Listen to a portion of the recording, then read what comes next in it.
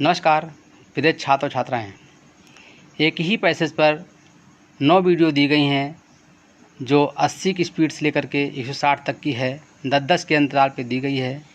तो मेरा सभी छात्रों से कहना है कि कम से ज़्यादा की ओर बढ़ें, मतलब 80 मेंटेन करें, फिर 90 करें, फिर 100 करें, इसी क्रम से 160 तक करते जाएंगे तो स्पीड बढ़ती जाएगी।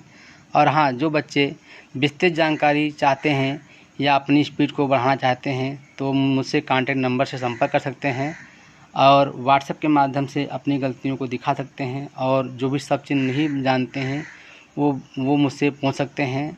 और इस प्रकार अगर मेरी गाइड के अनुसार प्रैक्टिस करेंगे तो उनकी स्पीड 160 से ऊपर जाएगी। Ready, start.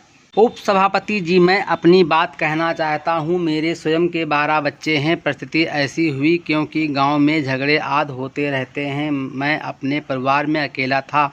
लोग हमें भगा देते थे, पुलिस से पिटवाते थे, दफ़ा 107 में भी फंसाया गया। इससे मुझे लगा कि अगर हमारा बहुमत हो तो हमारे साथ ऐसा नहीं होगा, क्योंकि लोकतंत्र में बहुमत के आधार पर ही आदमी नेता बनता है।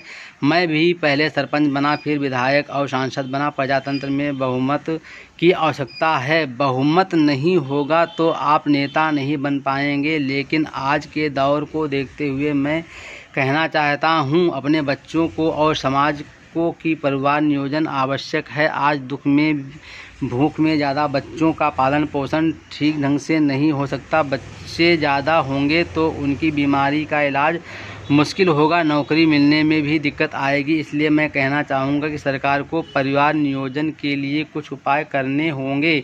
जैसे हमने टीबी, मलेरिया आदि बीमारियों के इलाज के लिए टीका निकाला है, उसी तरह से आबादी रोकने के लिए भी हमें कोई कैप्सूल या टीका निकालना होगा। मैंने इस बारे में डॉक्टर से भी बात की। उन्होंने कहा कि ऐसा हो सकता है कि अगर किसी के 2 बच्चे हो जाएं तो उसको कैप्सूल दे दिया जाए या टीका लगा दिया जाए, जिससे आगे संतान ना हो सके। मैं समझता हूँ कि ये अनिवार्य किया जाना चाहिए। इसी तरह से ऐसी व्यवस्था भी होनी चाहिए कि अगर किसी के 2 से ज़्यादा बच्चे हैं, वो नौकरी के लिए दरख्वास्त देता है तो उसको नौकरी ना दी जाए, वेटिंग लिस्ट में आखिर में उसका नाम डाल दिया जाए। इसी तरह से कर्ज देने में भी किया जाए कि अगर किसी के 2 से ज़्यादा बच्चे हैं तो उसको प्राथमिकता ना दी जाए, लेकिन 2 या उससे कम बच्चे वालों को प्राथमिकता दी जाए। उद्योग व्यापार आदि के लिए ऐसा प्रावधान होना चाहिए। व्यक्ति से पहले शपथ पत्र लिया जाए, फिर उसको कोई कारोबार करने की अनुमति दी जाए। इस तरह से आज देश में लोगों की मानसिकता बदलने की आवश्यकता है। आज किसी के 2 बच्चे हैं तो वे ढंग से पढ़ाई लिखाई कर सकते हैं, उनका इलाज भी सही ढंग से हो सकता है। अगर किसी के 2 से ज़्यादा बच्चे हों तो उसको सभी बच्चों को शिक्षा का समुचित लाभ नहीं मिल पाएगा। माननीय उपाध्यक्ष जी, ज़्यादा बच्चे वालों को अस्पतालों में भी घटिया पलंग दिया जाए। इससे लोगों की मानसिकता बदलेगी, परिवर्तन आएगा, समाज में जागरूकता आएगी और देश का विकास भी होगा। कम बच्चे वाले लोगों को शासन की मूलभूत सुविधाएं अनिवार्य रूप से मिलनी चाहिए। इससे आम लोगों को ये लगेगा कि वाकई कम बच्चे होना सही बात है। अभी तो इस बजट में हमारे वित्त मंत्री जी ने कहा कि मुफ्त दवाओं की घोषणा मैं कर रहा हूँ। हमारी सरकार ने कई साल पहले ये काम कर दिया। वहाँ गरीबों के लिए यह नहीं कि किसी एक समाज के लिए, हर समाज के लिए जो गरीबी रेखा के नीचे है, बीपीएल के नीचे है, उन सारे लोगों के लिए उन्होंने काम किया। अब मरीजों को दर दर की ठोकरें नहीं खानी पड़ेगी। मैं ये भी बताना चाहूँगा कि जो आदमी 25 साल की उम्र से पहले शादी करे उसके लिए भी अनिवार्य होना चाहिए कि अगर वो अकेले शादी करता है तो उन्हें सभी सुविधाएं जैसे सामाजिक, राजनीतिक और धार्मिक सुविधाओं से वंचित किया जाए।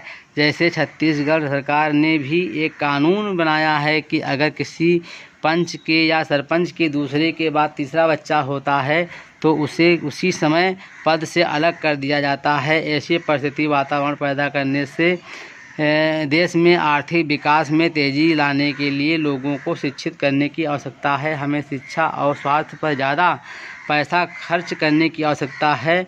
और ये आवश्यकता जब तक नहीं होगी, हम चाहे जितना यहाँ बोलते रहें, कानून की बात करते रहें, लेकिन अगर हम कानून में व्यवहार्यता नहीं लाएंगे, क्योंकि समाज में कई धर्मावलंबी हैं जो धर्म को मान्यता देते हैं और कहते हैं कि हमारे धर्म में लिखा है कि हम परिवार नियोजन नहीं कराएंगे। कुछ भगवान के ऊपर भरोसा करते हैं, कुछ इंसान के ऊपर भरोसा करते हैं, कुछ राजनीतिक दल बहुमत के ऊपर भरोसा करते हैं।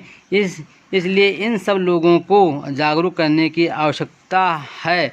जब तक इन लोगों में जागरूकता नहीं आएगी, हम यहाँ कितने ही विचार रखें, संकल्प रख लें, हमारे संकल्प थोथे ही रह जाएंगे। इस परिस्थिति को देखते हुए हमारी बहन जी ने जो संकल्प रखा है उसका मैं भरपूर समर्थन करता हूँ और निवेदन करता हूँ कि भविष्य के लिए ये नया कानून बनाया जाए। जो हो गया सो हो गया, अब भविष्य की चिंता की जानी चाहिए। Full stop.